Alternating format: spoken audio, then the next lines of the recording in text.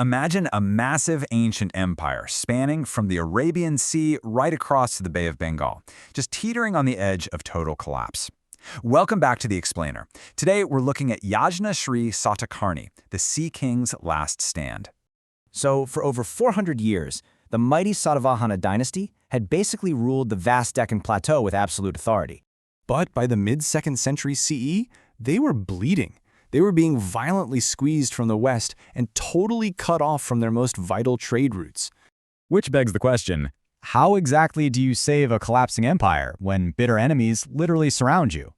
Well, you definitely don't just hold the line. Passive defense, that's a death sentence.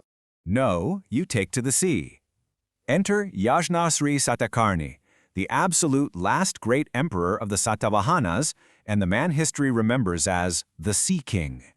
All right, let's get into Section 1, an empire on the brink, the Saka threat. Okay, so the Satavahana Empire is facing this massive existential threat from the western Kshatrapas, better known as the Sakas. Under their formidable king Rudradaman I, the Sakas carved out huge chunks of territory. Malwa, Gujarat, the northern Konkan. They basically pushed the Satavahanas deep into the interior, completely choking them off from these incredible wealth-generating ports like Bharuch and Kalyan.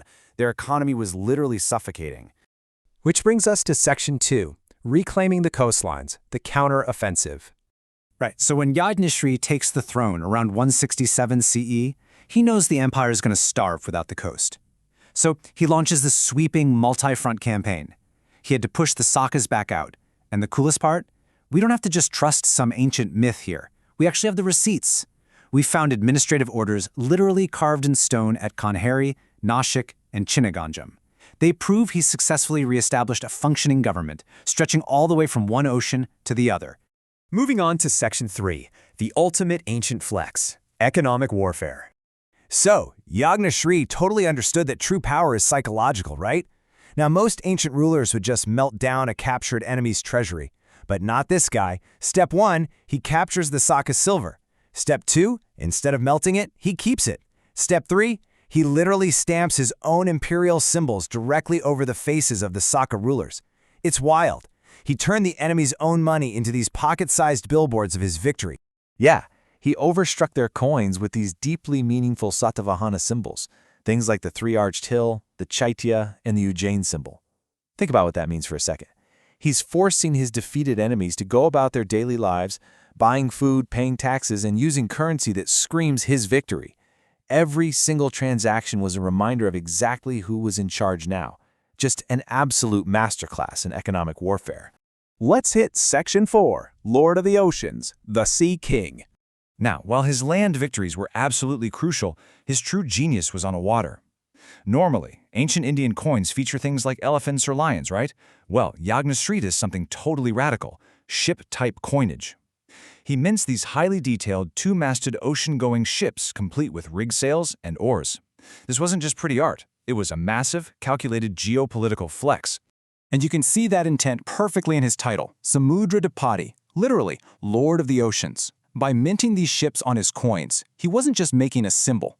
He was officially, legally, and militarily declaring absolute dominion over those coastal trade waters. He was telling the world, the Satavahanas control the seas.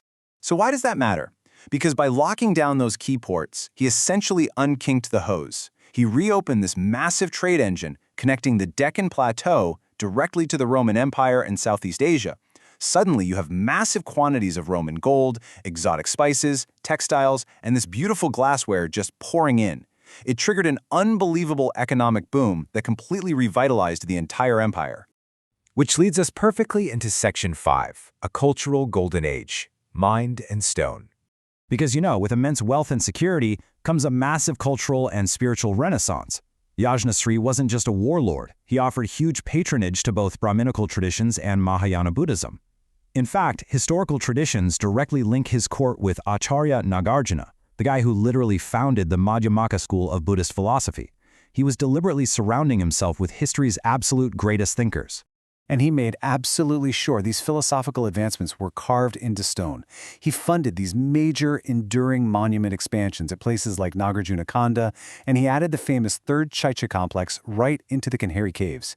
It's crazy to think about. Even while he's actively managing this massive naval fleet and a land army to keep enemies out, he's simultaneously bankrolling these incredible, enduring monuments of art, faith, and philosophy. Finally, Section 6, the final sunset, the empire splinters. But, as with all golden ages, the light eventually fades. And the tragic reality here is that Yajna Sri was basically the very last pillar holding the whole house together. His incredibly prosperous reign lasted 29 years, but the moment he dies in 96 CE, the collapse is shockingly swift. Without his strategic genius holding it all together, bitter succession disputes completely fractured the core state. Local feudatories, the Ikshwakus, the Apiras, the Chutus, they all saw their chance, and this giant centuries-old empire just splintered into smaller regional kingdoms. So Yajna Sri really was the empire's last stand. But the thing is, he didn't just sit there and passively watch his world crumble into the dust of history. When he was faced with total collapse, he engineered an absolutely brilliant war of liberation. He took a desperate, losing defensive struggle and forged it into a triumphant, albeit final, golden legacy. He reclaimed the coast, he ruled the seas, and he sparked a massive cultural peak before the end finally came.